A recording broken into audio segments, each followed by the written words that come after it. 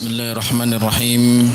Assalamualaikum warahmatullahi wabarakatuh.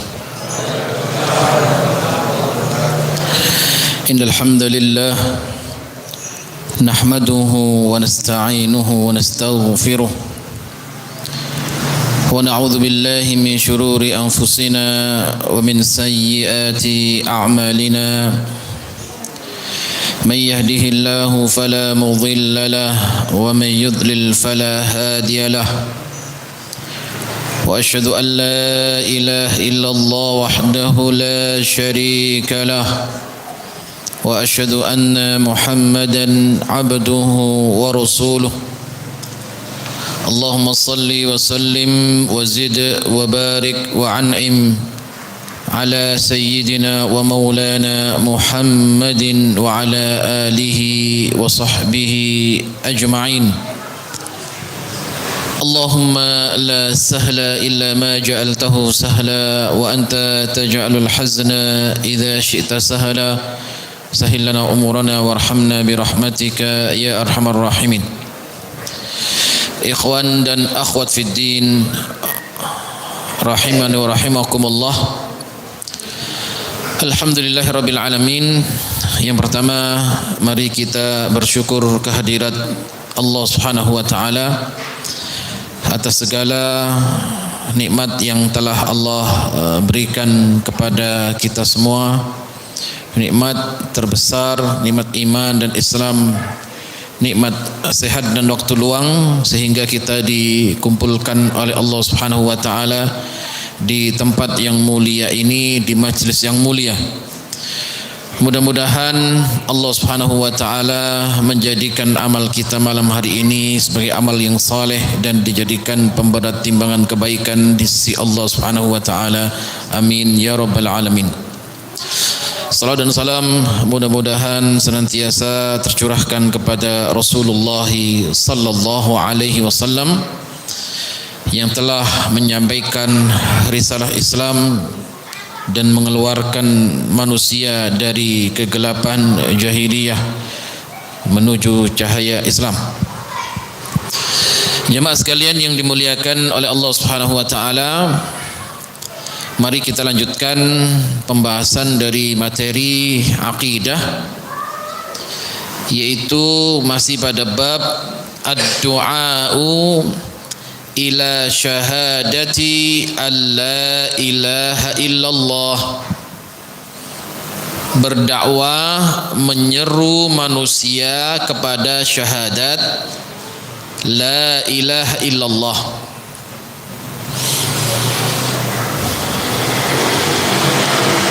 Allah Subhanahu wa ta'ala berfirman pada ayat yang sudah kita bacakan, A'udzubillahi minasyaitonir rajim.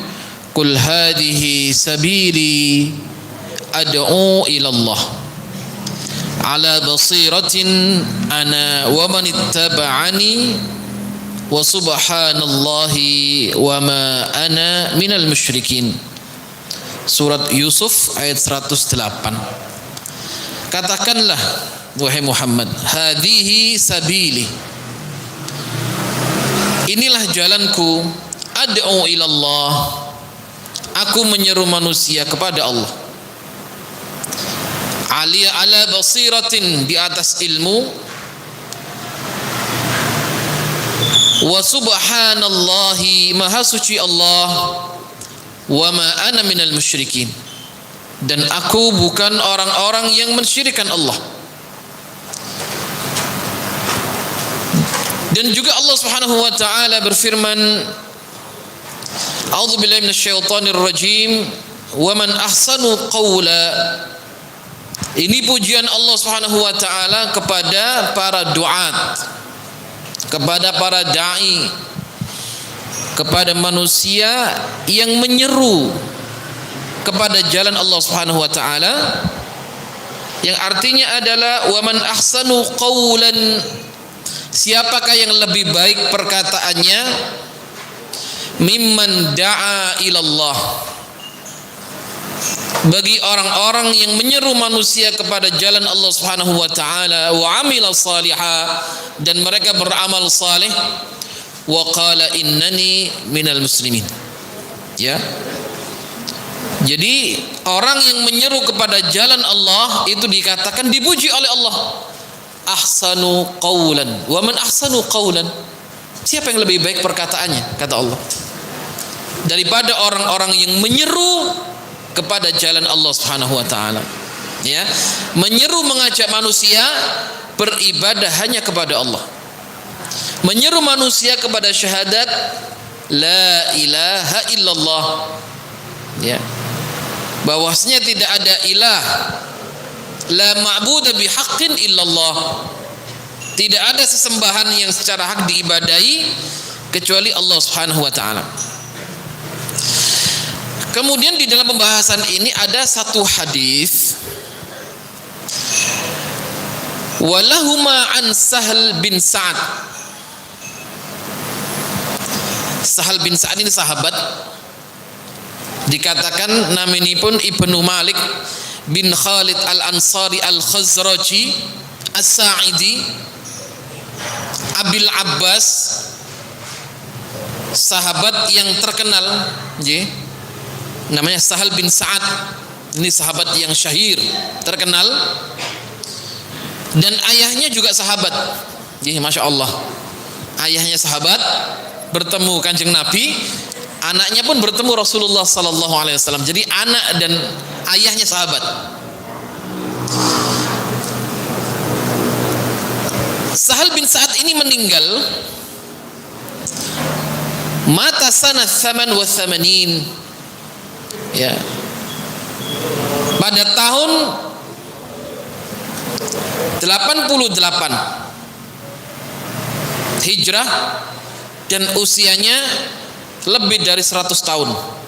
Sahal bin Sa'ad ini sahabat.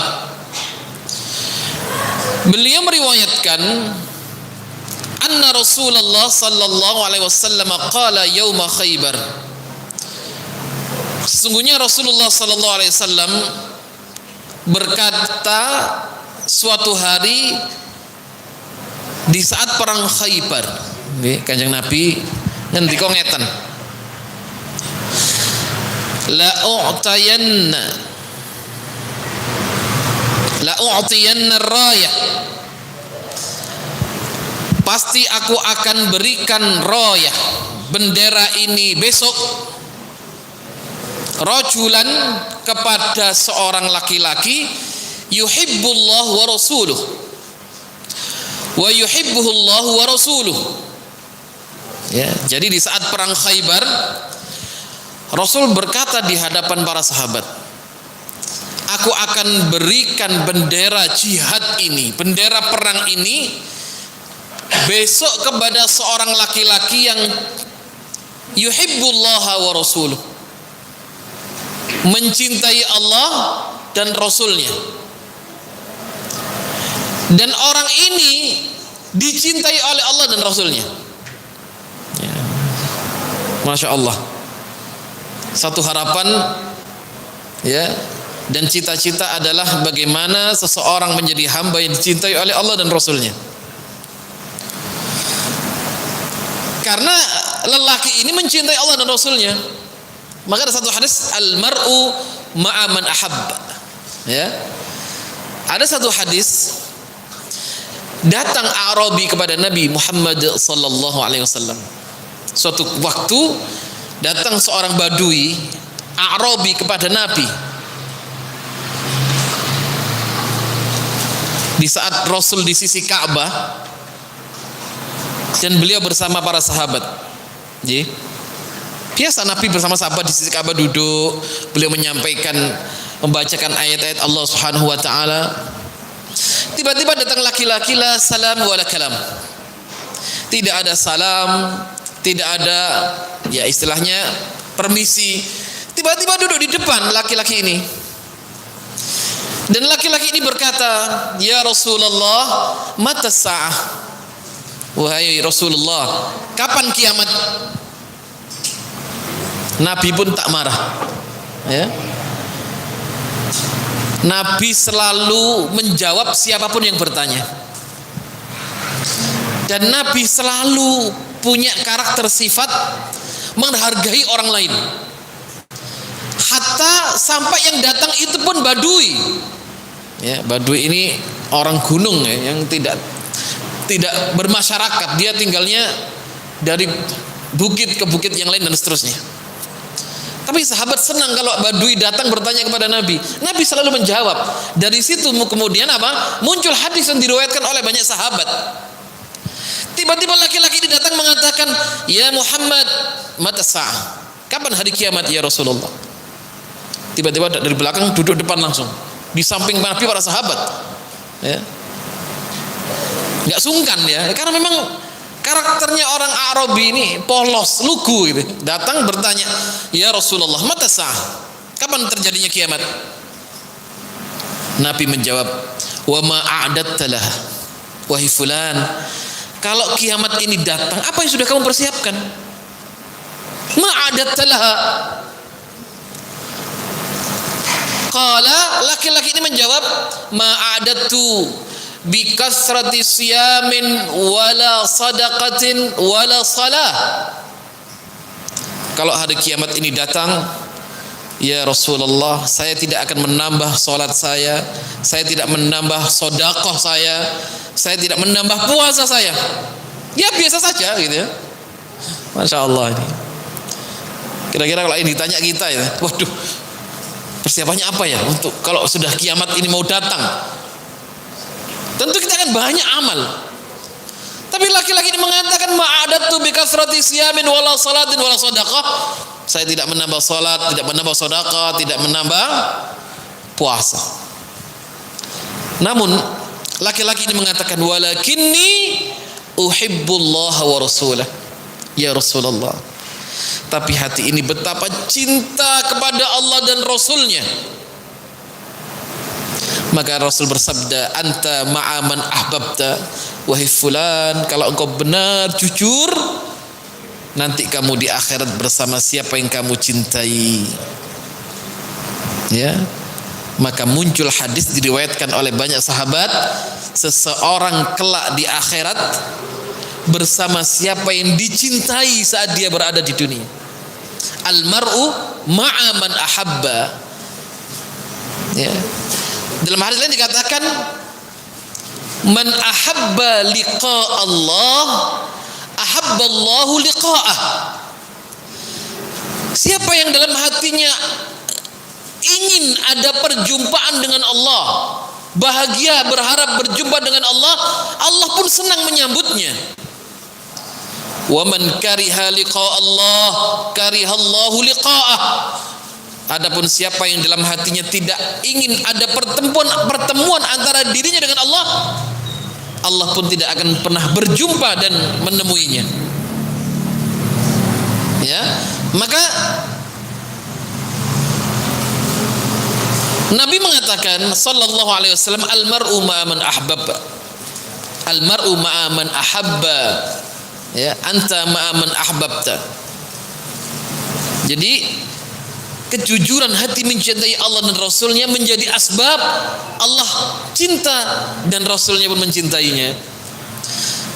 Nah, laki-laki ini dia mengatakan, Rasul menunjukkan sifatnya.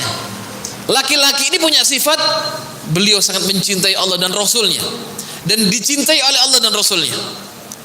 Yaftahullahu ala yadayhi, aku berharap Allah akan membukakan kemenangan lewat laki-laki ini. Fabatan nas, ya, di saat Nabi habis bersabda seperti itu, fabatan nas, ya, yadukuna lailatahum. Tiba malam hari, mereka tak bisa tidur, berpikir siapa laki-laki yang besok diberi bendera Nabi Muhammad sallallahu alaihi wasallam. Semua sahabat berharap saya yang dikasih. Sahabat lain mengatakan saya yang dikasih. Semuanya berharap ingin diberi bendera itu oleh Nabi Muhammad sallallahu alaihi wasallam. Para sahabat enggak bisa tidur ya. Mikir bisa siapa gitu ya. Ayyuhum ya yu'daha. Falamma asbahu, begitu datang pagi hari, ghadau ala Rasulillah sallallahu alaihi wasallam kulluhum yarju an yu'daha. Begitu pagi hari para sahabat berduyun-duyun menemui Rasulullah sallallahu alaihi wasallam.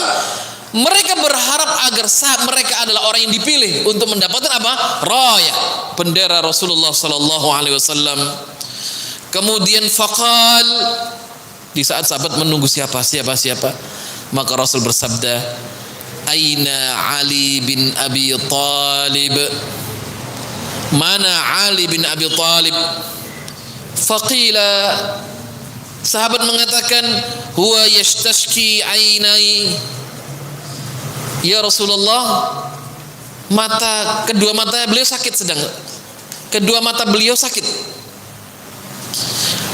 Qala fa arsilu ilaihi. Kirim utusan kepadanya.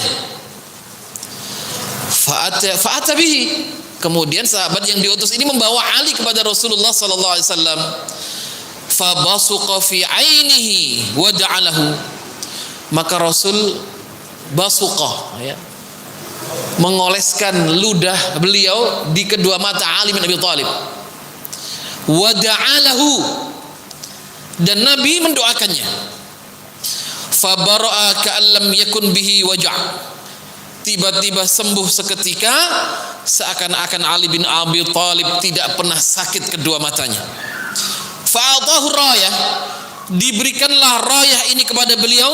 Qala unfud ala rislik hatta tanzila bisahatihim. Berangkatlah engkau berjihad sampai di negeri mereka. Tsumma du'uhum ilal Islam. Kemudian engkau berdakwah menyeru mereka kepada Islam. Setelah itu wa akhbirhum, kabarkan kepada mereka bima yajibu alaihim, tentang apa-apa yang wajib dari hak Allah Subhanahu wa taala. Fawallahi, apa kata Rasulullah SAW? Demi Allah, li an yahdiyallahu bika rajulan wahidan. Wahai Ali, demi Allah, li an yahdiyallahu bika, di saat Allah Subhanahu wa taala memberikan hidayah lewat perantaramu kepada seorang laki-laki, khairun laka min humurin na'am, itu lebih baik daripada onta merah. Onta merah ini adalah onta yang paling mahal di zaman Rasulullah sallallahu alaihi wasallam. Engkau mengajarkan kebaikan kepada seorang laki-laki yang kemudian menjadi sebab pembelajaran itu Allah berikan hidayah, itu lebih baik bagimu daripada onta merah yang dikumpulkan oleh manusia. Ya. Nah, dari hadis ini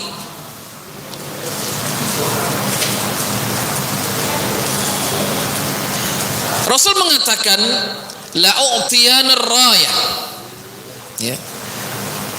Jadi di sini mengatakan, dalam hadis Ibnu Abbas disebutkan, kanat rayatu Rasulillah sauda. Rayahnya Kanjeng Nabi itu berwarna hitam, waliwa'uhu abyad. Ya, liwa'uhu abyad.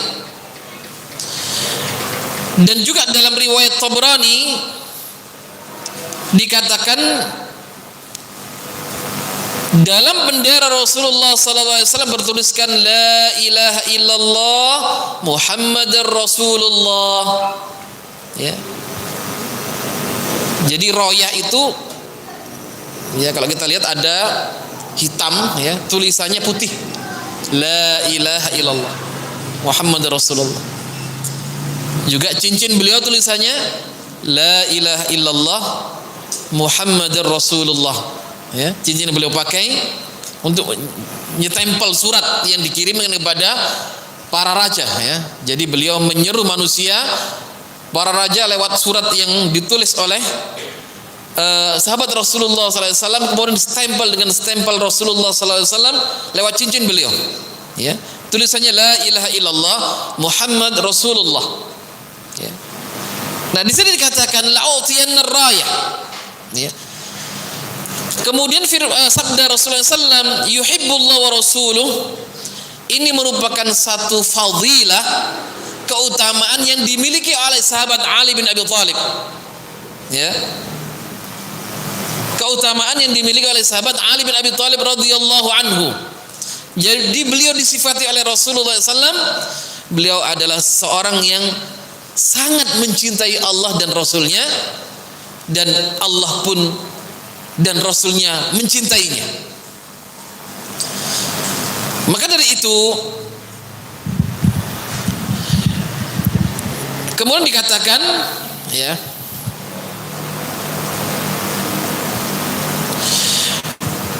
qala Syekhul Islam laisa hadzal wasf mukhtassan bi Ali wala bil a'immah. Ya, tentunya ini sifat ini tidak terkhusus untuk sahabat Ali bin Abi Thalib radhiyallahu anhu. Ya. Jadi secara umum sesungguhnya Allah dan Rasulnya yuhibbu kulla mu'min taqiyyin. Ya. Jadi secara umum jemaah sekalian dimuliakan oleh Allah Subhanahu wa taala, Allah selalu mencintai hambanya yang beriman dan bertakwa. Ya. Siapapun itu, Allah tidak melihat jabatan seseorang, Allah tidak melihat nasab seseorang. Dalam hadis dikatakan, innallaha la yanzuru ila suwarikum. Sesungguhnya Allah tidak melihat bagaimana bentuk kalian. Ya. Innallaha la yanzuru ila suwarikum. Allah tidak melihat bagaimana keadaan kalian. Walakinnallaha yanzuru ma fi qulubikum wa a'malikum. Apa yang dilihat oleh Allah? Hati kalian dan amal kalian. Ya. Itu bentuk keadilan Allah Subhanahu wa taala. Allah tidak melihat jabatan seseorang. Kalau jabatan kedudukan itu tanda keutamaan seseorang, tentu Fir'aun menjadi orang yang sangat utama dan orang yang bahagia kalau itu menjadi patokan. Gitu ya. Namun tidak demikian. Bagaimana kemudian sahabat Bilal bin Rabah menjadi utama, Julaibib radhiyallahu anhu menjadi sahabat yang dicintai Rasulullah SAW, padahal mereka tidak punya nasab bangsawan. Mereka dari golongan para fuqara, ya. Kebanyakan sahabat-sahabat Nabi para fuqara wal masakin. Ya. Kalau disifati dalam hadis dikatakan, ya, rambut mereka kusut masai.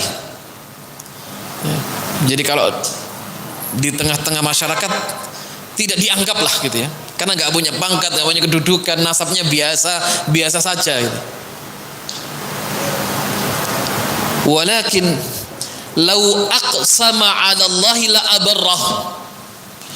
Kalau dia bersaksi, bersumpah atas nama Allah, langsung dikabulkan oleh Allah. Ya. Jadi Allah tidak melihat kedudukan seseorang, tapi Allah melihat bagaimana hati kalian dan bagaimana iman dan ketakwaan kalian kepada Allah Subhanahu wa taala. Ya. Julaibib radhiyallahu anhu bukan golongan bangsawan. Di saat beliau gugur syahid, Rasul meneteskan air mata. Ya. Jadi dikisahkan Julaibib radhiyallahu anhu ini orangnya biasa. Sampai pada usia sepuh beliau belum menikah karena tidak ada wanita yang ingin menikah dengannya. Ya. Hidup sebatang kara, wajah tidak tampan, keturunan biasa-biasa saja. Ya, termasuk golongan orang-orang fuqara. Tiba-tiba Nabi datang kepadanya, "Wahai Julaibib, tidakkah kamu menikah?" Julaibib mengatakan, "Ya Rasulullah, engkau jangan menghinaku ya Rasulullah. Mana ada wanita yang ingin dengan saya? Tidak ada yang mau." Ya. Maka Rasul mengatakan, "Wahai Julaibib, tidakkah engkau ingin menikah?" Kalau bahasa kita, kamu tak carikan jodoh, mau enggak gitu ya? Siapa yang mau dengan saya Rasulullah? Saya bukan saya hidup sebatang kara, tidak punya. Siapa yang enggak ada wanita yang mau? Terbukti sampai sekarang saya belum dapat jodoh, sudah tua. Gitu ya. Tiba-tiba Rasulullah SAW datang kepada salah satu sahabatnya, mengatakan, ya, datang ke rumah seorang sahabatnya, beliau menunjukkan hajatnya dan mengatakan, "Bolehkah aku meminang anakmu?" Masya Allah, kedua orang tuanya bahagia, ya, keluarganya bahagia, Rasul akan menjadi menantunya, gitu, senang. Begitu sampai rumahnya, senang keluarganya. Namun Rasul mengatakan, tapi bukan untuk diriku, tapi untuk sahabatku Julaibib. Keluarganya bingung, ya Rasulullah, siapa Julaibib ini?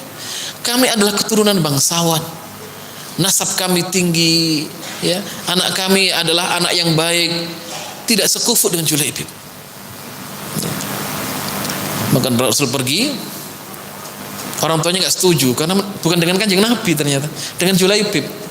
Rasul menjodohkan dengan Julaibib, bukan dengan beliau. Maka seketika itu, di saat Rasul pulang, Masya Allah, perempuan ini keluar menghadap kedua orang tuanya dari bilik kamarnya dengan mengatakan, membaca firman Allah, "Ma kana li mu'minin wala mu'minatin idza qadallahu wa rasuluhu amran ay yakuna lahumul khiyarah."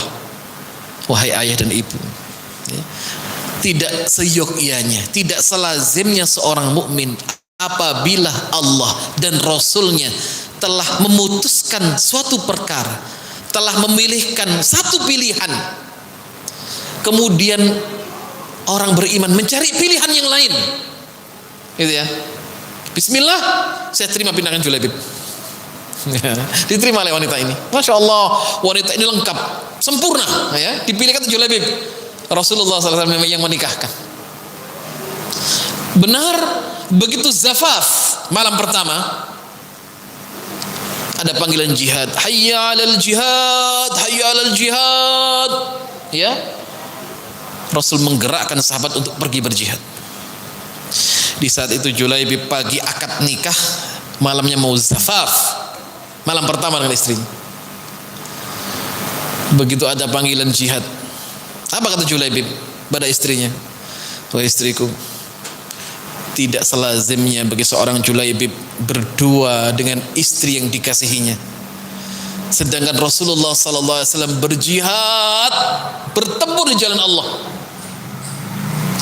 Karena Julaibib ini senang ikuti Kanjeng Nabi, ya. Khidmahnya Kanjeng Nabi, Masya Allah itu. Jadi ikut terkenal, ya, karena mendampingi Kanjeng Nabi. Nah, kalau sekarang, kalau biasanya ada orang biasa terus ngintil kiai, ya, ngintil syekh, itu iso sing melok terkenal malah. Wih, ngintil ya, bagian bawah atasnya tok ketok sorot apa foto gitu, masih bawa tas gitu. Ngintil saya itu, dia jadi terkenal itu orang itu. Ya, ini Julaibib seneng ngintil Kanjeng Nabi. Kanjeng Nabi kemana ikut, ngatur, beliau duduk majelis, bermajelis dengan Kanjeng Nabi. Senang sama Nabi, cinta betul sama Nabi. Akhirnya apa? Karena kecintaannya besar. Begitu istrinya sudah, ya jangan Julaibib karena sudah istrinya halal. Dia mengatakan, wahai istriku, ini fitnah bagi Julaibib, enggak lazim bagi Julaibib ini. Julaibib bersama istrinya sedangkan Rasul berjihad. Wahai istri, izinkan saya menemani Kanjeng Nabi. Masya Allah, ya. Ditinggalkan istrinya. Maka istrinya Masya Allah, salihah istrinya. Ya, istrinya faham agama. Kalau nggak paham agama bahaya. Julaibib, ente mau kemana? Ente mau kemana? Ini saya ini istrimu, ya. Ente mau kemana? Ini kan zafaf, ini malam milik kita, ini dunia milik kita berdua, bahasanya mungkin gitu. Ya, ente mau kemana? Tapi apa kata istrinya? Wahai Julaibib, pergilah. Jangan kau jadikan aku penghalang dirimu, ya, untuk engkau khidmah bersama Rasulullah. Maka Julaibib ambil pedangnya, berangkat perang. Ya, terjadi pertempuran dahsyat. Begitu perang usai, maka Rasul mengabsen sahabatnya. Mana para syuhada, mana orang-orang yang hidup. Ditulis sama sahabat.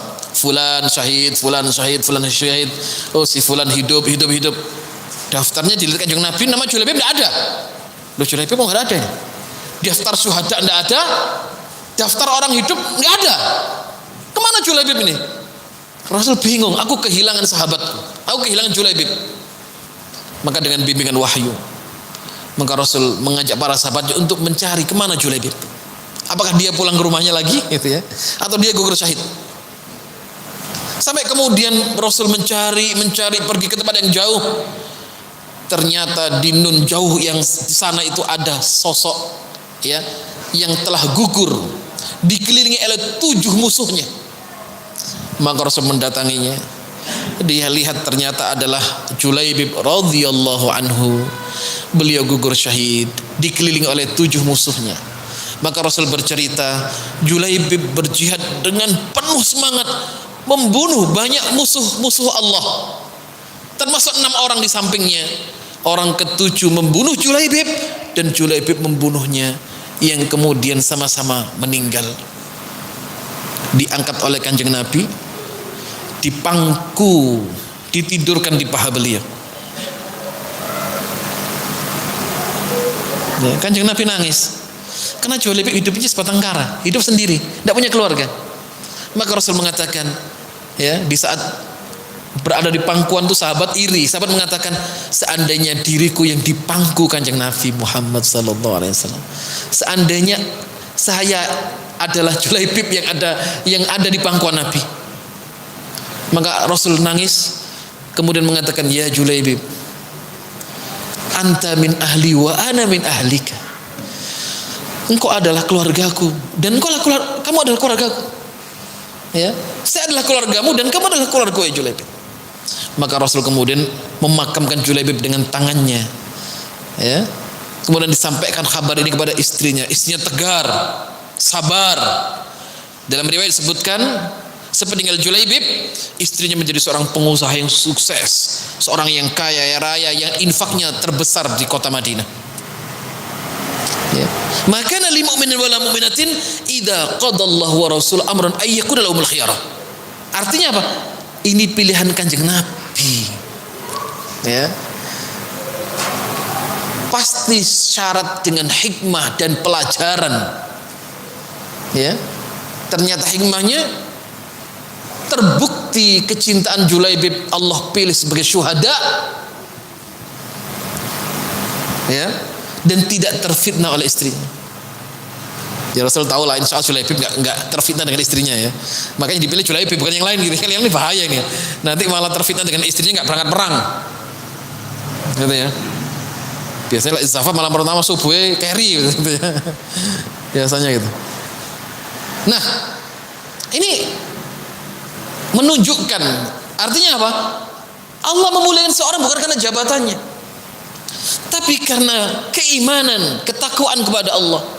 Maka secara umum Allah mencintai seorang hamba yang mukmin, taqiyyin, mukmin bertakwa, cinta kepada Allah dan Rasulnya. Ya.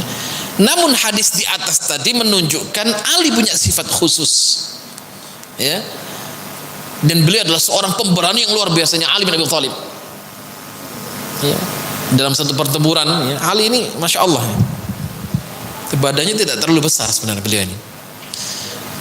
Di zaman dulu kalau perang itu ada yang namanya mubarozah, duel dulu 1 lawan 1, ya. Sebelum terjadi perang pertempuran dahsyat, maju satu sama satu. Satu kali ada namanya mubarozah. Ada musuh besar, ya, badannya gede, wah menakutkan. Sahabat gak ada yang berani saat itu. Sahabat hatinya ciut, ya, dia mengatakan, mana yang mau menantang saya, kemari. Sahabat gak ada yang berani, ya, gak ada yang bangkit. Sahabat takut gitu, ya, raksasa yang datang. Maka Rasul mengatakan, ya alikum, Ali berdiri. Ya, Ali ini tunjuk Nabi, ampun kula Kanjeng Nabi, ampun niku mawon. Oh ndak, ya, Nabi yang menyuruh langsung bismillah, ya. Padahal kalau ditimpa loh kalah Ali, kalau dibeli nalar raksasa dilawan Ali kecil orangnya. Lalu Kanjeng Nabi, ya alikum, Ali berdiri lawan dia. Ali bin Abi Thalib berdiri bawa pedang. Mubarozah, debat-debat gini. Ali orang cerdas, sahabat Ali bin Abi Thalib. Apa katanya? Saya tidak mau duel dengan 2 orang. Kalau badan 1 lawan 1. Saya sendirian, musuhnya gitu. Saya sendirian. Enggak, kamu berdua. Saya sendirian. Siapa sampingmu itu? Dia noleh, dipenggal lehernya. Del, mati, ya. Langsung terkapar. Maka Ali mengatakan, al-harbu khuda'ah. Perang itu tipu daya. Dalam jihad boleh bohong. nggak boleh jujur-jujur amat. Ya, namanya perang nggak boleh jujur. Ya, mana Jenderal Sudirman? Oh, tak beritahu sini. Ya, bahaya. Mana Pangeran Diponegoro? Misalnya penjajah. Mana di tempatnya Pangeran Diponegoro? Wah, ini nggak boleh bohong. Saya harus jujur ya. Dikatakan di sana, nggak boleh. Ya, dalam jihad itu bohong boleh. Al-harbu khud'ah. Ya, menipu, tipu daya. Al-harbu khud'ah. Ya, laki-laki ini dibohongi sama Ali. Itu siapa bersampingmu itu? Saya maunya satu lah, kamu bawa teman. Mana teman saya nggak ada? Begitu noleh, dibunuh, selesai, mati. Ya. Itu cerdasnya Ali bin Abi Thalib dengan al-harbu khud'ah. Ya, itu karakter sahabat, masya Allah. Demikian ya, bagaimana Rasulullah SAW mengajarkan para sahabat makna pengorbanan, perjuangan, ya, yang luar biasa gitu ya. Baik. Nah, kemudian wa qawluhu yaftahullahu ala yadayhi, ini menunjukkan sharih ya, Allah Rasul mengkhabarkan dengan kabar yang sharih fil bisyarah bi husnul fath ya, dengan kabar gembira akan munculnya kemenangan. Fahuwa ilmun min a'lamin nubuwah, ini tanda dan mukjizat Rasulullah sallallahu alaihi wasallam. Jadi Rasul menunjukkan bisyarah, busyra ya, kabar gembira. Ini bukti kenabian Muhammad sallallahu alaihi wasallam, tanda dari tanda kenabian. Ya, jadi Rasul bisa memprediksi dengan izin Allah Subhanahu wa taala. Ya. Rasul mengetahui perkara-perkara gaib dengan izin Allah Subhanahu wa taala. Karena sejatinya kunci alam gaib itu hanya milik Allah. Tidak dimiliki oleh hamba. La ya'lamul ghaiba illallah. Ya, di tangan Allah Subhanahu wa taala ya, rahasia tentang kapan terjadinya kiamat, tapi Allah tunjukkan tanda-tandanya, ciri-cirinya dekatnya kiamat. Ya, jadi kalau ada orang ngaku tahu perkara gaib, pasti dia dusta.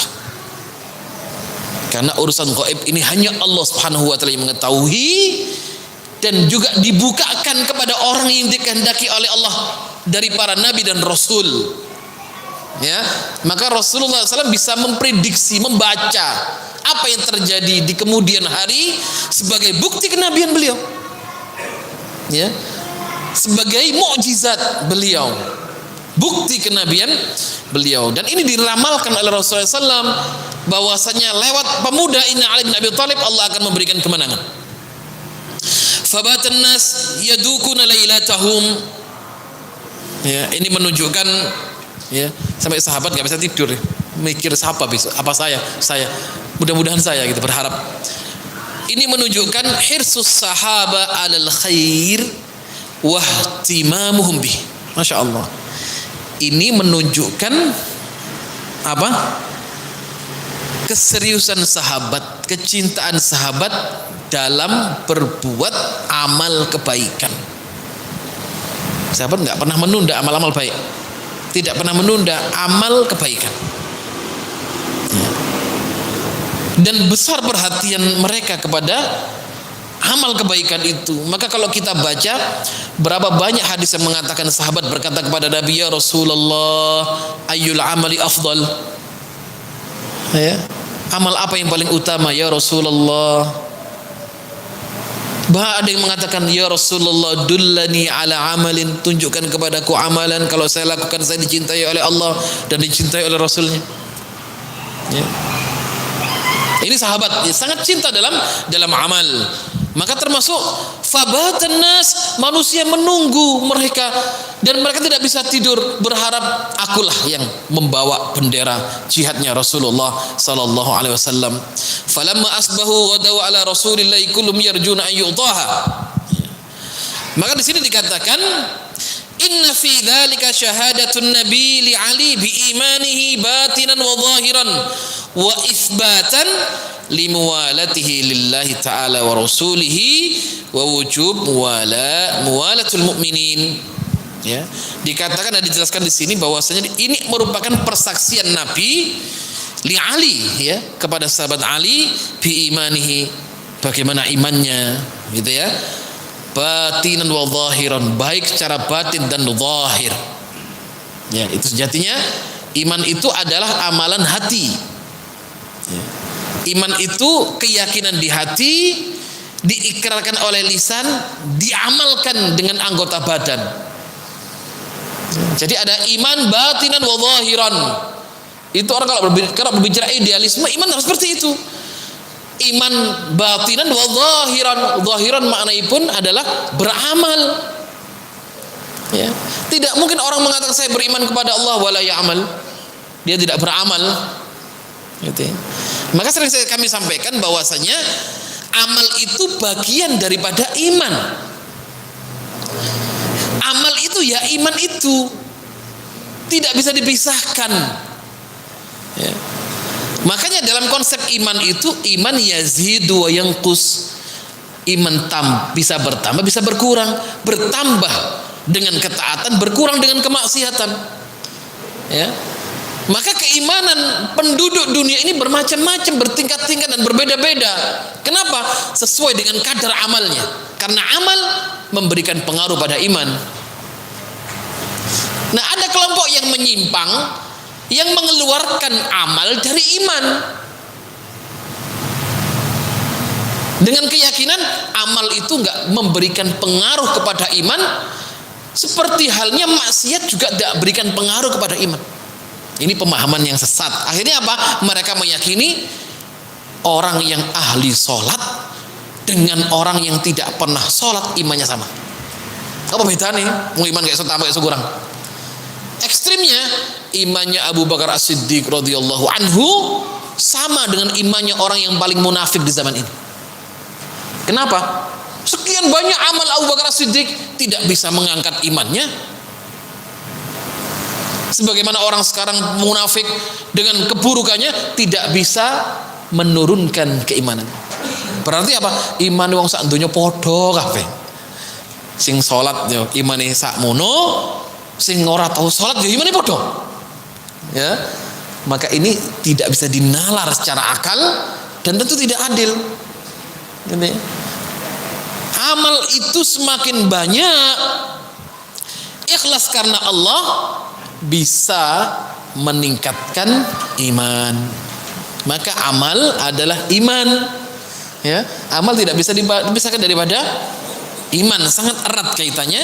Ya, maka al-amal dakhilatun fi musammal iman. Amal masuk dalam pengertian iman. Apapun adalah dari amal apapun yaitu iman. Ya. Maka dikatakan dalam hadis al-imanu bid'un wa sittun atau bid'un wa sab'una syu'bah. Rasul menyebutkan iman itu ada 60 cabang lebih, atau dalam riwayat 70. Rasul hanya menyebutkan yang paling tinggi la ilaha illallah, wa adnaha yang paling rendah adalah menyingkirkan gangguan di tengah jalan.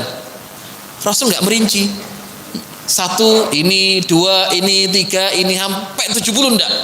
Rasul hanya menyebut 2. Paling tinggi la ilaha illallah, paling rendah itu imatatul adza anil thariq, menyingkirkan gangguan di tengah jalan. Berarti masih ada ruang antara yang tertinggi dan paling rendah. Apa itu ruang itu? Semua amal bisa masuk. Ya. Maka sampai Nabi mengatakan wal haya'u syu'batun minal iman. Malu adalah bagian daripada iman. Malu saja bagian daripada iman. Ya. Jadi sini ada ruang. Amal apapun ya akhwat wa ya ummahat wa ya ikhwan yang dilakukan oleh manusia selama itu baik, itu adalah iman. Ya. Apapun. Ya. Walaupun senyum yang Anda senyumkan kepada saudara Anda, basmatuka li wajhi akhika laka sadaqah, atau Anda menggembirakan orang lain. Ya. Ini afdalul amal loh ya. Kan sahabat pernah bertanya, ya Rasulullah ayul amali afdal? Amal apa yang paling utama? Idkhalus surur fi qulubil mu'min. Ya, engkau bahagiakan hati saudaramu, itu amal yang utama. Ya. Jadi orang yang suka menjadikan saudaranya senang, pahalanya besar. Sebaliknya, kalau sahabat, teman yang suka membuat hati saudaranya sedih, ya, nambah itu itulah. Karena jadi orang yang murah senyum, terus senang membantu orang dibuat bahagia, pahalanya besar. Sebaliknya, orang cemberut terus, orang tau guyu, nesuan, ya, terus nang ini tonggo ke api, kerjanya gak riwong loro hati, bahaya itu. Lawannya itu ya. Ya orang yang penting begini kesel ya. Ya enak itu kayak santai orang begini. Terus sekarang urusannya kalau kita lihat berita politik ruwet sekarang. Terus kayak santai wah gitu ya. Enggak usah dipikir jeru-jeru. Ya, kita ini punya Allah. Itulah. Kembalikan sama Allah, innam asku bathi wa huzni ila Allah. Orang sekarang bicara pajak. Ya, gaji meningkat. Demo macam-macam ya. Kalau kita lihat politik sekarang ya, ngeluh dan mikir itu. Wah, ada ketakutan sendiri. Khalas. Sebalik enak es kayak santai ya. Tugas kita ini enggak mikir itu, tugas kita ini ibadah no es. Ya, nanti rezeki ngalir. Ya. Allah yang ngasih rezeki, bukan orang. Bukan manusia. Kita dulu pernah diuji Covid. Alhamdulillah. Ya, katanya orang cari uang susah macam-macam. Kita istilahnya disterilkan, nggak boleh kemana-mana. Yo mencari makan, yo nggak susah ya. Bahkan ada orang makan mop stick, yo tetap 3 hari makannya, bukan 3 hari, 3 kali sehari gitu ya. Kayak sonan, kayak semet tuh, kayak sulung nang ditutup kabeh dalan, yo banyak makan. Ya, itu kalau dinalar itu nggak sama orang bisa mati. Tapi Allah yarzuqu may yasha'u bighairi hisab. Allah yang ngasih rezeki. Ya, minta kepada Allah Subhanahu wa taala. Semua urusan kembalikan kepada Allah. Ya. Tidak kemudian dipikir sendiri. Nanti umat-umat sendiri stres dewe. Kenapa? Semua masalah dihadapi sendiri. Kita punya Allah. Ya, munajatkan di saat sahur wal mustaghfirina bil ashar. Munajatkan kepada Allah di saat waktu-waktu mustajab dalam doa. Antara adzan dan iqamah, ya, jangan sampai salat sunnah di rumah, ya, sambil menunggu salat wajib. Waktu antara salat sunnah dan wajib ini waktu yang mustajab doa, gitu ya. Banyak husnudzon sama Allah, karena keadaan kita ini bagaimana sesuai dengan kadar niat tulus baik kita kepada Allah. Dalam hadis qudsi dikatakan ana inda dhanni abdi bi. Aku ini menurut prasangka hambaku. Ya, artinya apa? Kalau prasangka hambaku kepadaku baik untuknya. Kalau prasangka hambaku kepadaku buruk, kembalinya adalah keburukan. Ya, maka di sini pentingnya sabar ada 3. Sabar fi taatillah, sabar dalam taat kepada Allah. 2, sabar an maksiatillah, sabar menahan diri dari maksiat kepada Allah. Yang 3, sabrun, sabar terhadap aqdarillah, takdir Allah.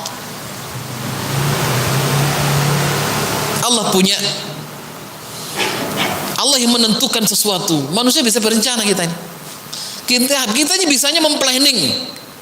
Ya, oh besok seperti ini. Ya. Dan tentunya dibarengi wala taqulanna li syai'in inni fa'ilun dzalika ghada illa ayyasha Allah. Gitu ya. Kita bisa planning. Kalau mau planning ucapkan insyaallah. Yo, planning saya ini. Setahun lagi ini. 2 tahun lagi ini. Insyaallah kalau Allah kehendaki, ya. Kalau Allah kehendaki ya selesai. Atau kadang meleset, ya. Dari yang sudah kita tangkap, kita targetkan meleset. Ucapkan qadarullah ma syaa fa'al. Ya, sabar atas takdir Allah. Di setiap kesabaran itu pasti ada hikmah, ada pelajaran yang nanti kita ketahui ataupun nanti kita belum memahami hakikat daripada apa ujian yang Allah berikan. Dengan asbab apa? Kita husnudzon kepada Allah Subhanahu wa taala. Ya. Nah, ini makna iman ya. Iman itu ada batin dalam hati ya. Batin itu kan hati, tidak kelihatan. Iman di sini nih sebenarnya. Ya, di sini tempat amalan yang besar itu di hati. Maka amalan hati lebih besar dari amalan zahir. Amalan hati lebih besar dari amal yang nyata zahir. Apa amalan hati? Di sini ada mahabbah, cinta. Di sini ada benci juga di sini. Makanya orang munafik itu batinnya nggak sesuai dengan zahirnya. Ya. Orang beriman itu batinnya sesuai hatinya, batinnya.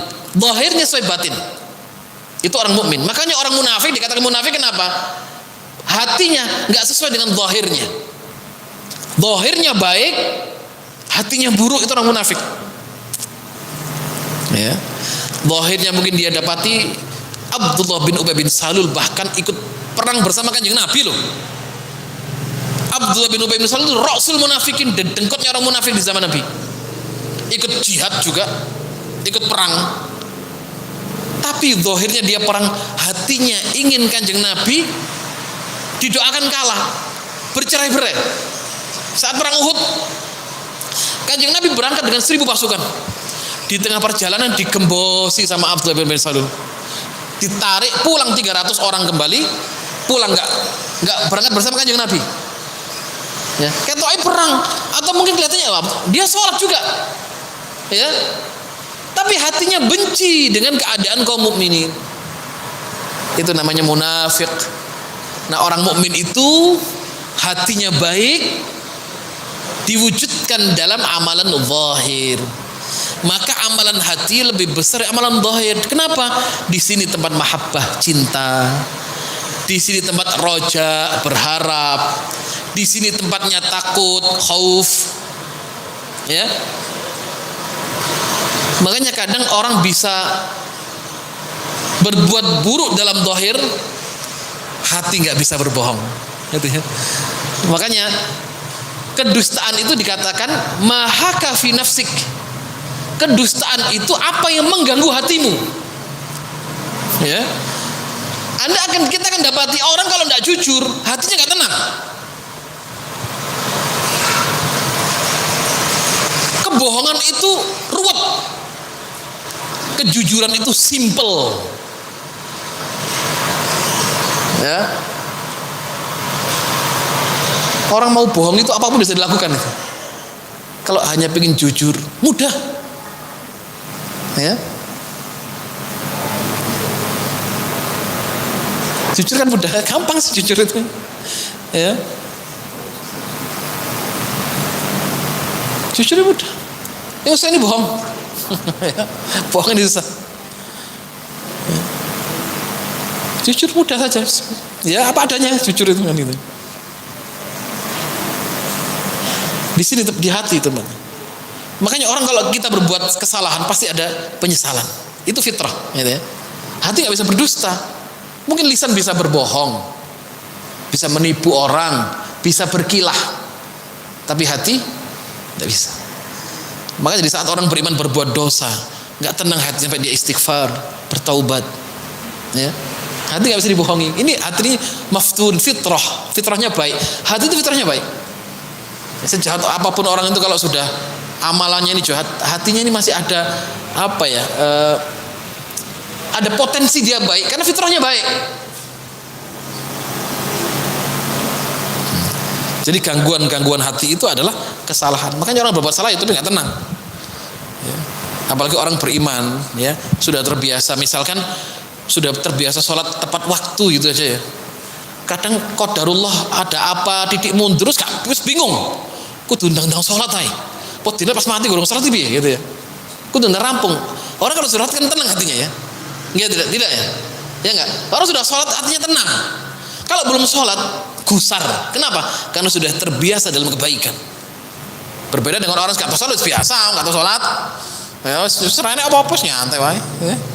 Tapi orang yang terbiasa dengan satu amalan, ya, kok kemudian dia terputus dari amalan itu, mulai bingung, gusar. Kenapa? Karena dia harus beramal sebagaimana amal sudah dilazimkan oleh dirinya. Ya. Nah, Baik, kembali kepada pembahasan.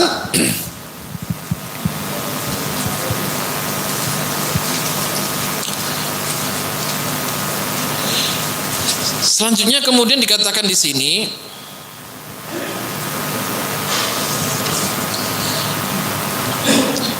faqala aina Ali bin Abi Thalib fihi su'alul imam an ra'iyatih.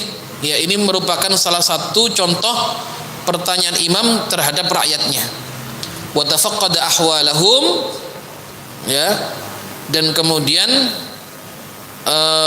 Rasulullah SAW kehilangan Ali, ya, dan kemudian diperintahkan untuk mencarinya. Faqila huwa yastasqi ainaihi minar ramad, ya, beliau sakit mata sampai kemudian didoakan oleh Rasulullah sallallahu alaihi wasallam wa da'alahu fabarra'a, ya, kemudian didoakan oleh Nabi dan sembuh seakan-akan beliau tidak pernah sakit. Fa'atahu ar-rayah qala al-musannif fihi al-iman bil qadar li husuliha liman lam yasa' man'aha aman sa', ya. Maka dalam hadis ini juga disebutkan inna fi'lal asbab al-mubaha awil wajibah awil mustahabba la yunafi tawakkal.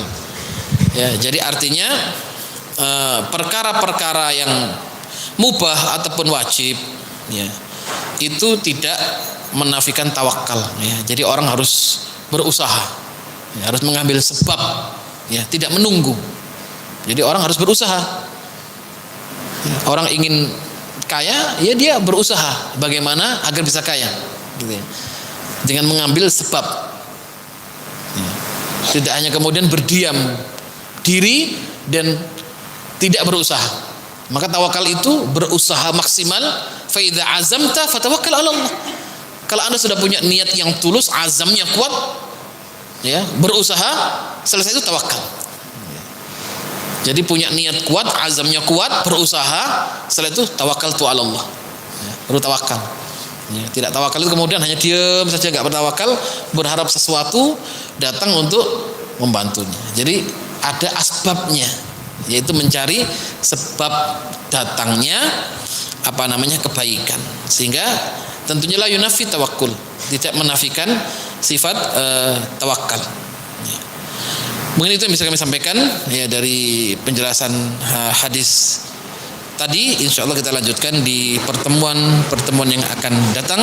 Jazakumullahu khairan katsira ala husni istima'ikum wa ihtimamikum. Subhanaka Allahumma wa bihamdika asyhadu an la ilaha illa anta astaghfiruka wa atubu ilaik. Wallahul muwaffiq ila aqwamit thariq. Assalamu alaikum warahmatullahi wabarakatuh.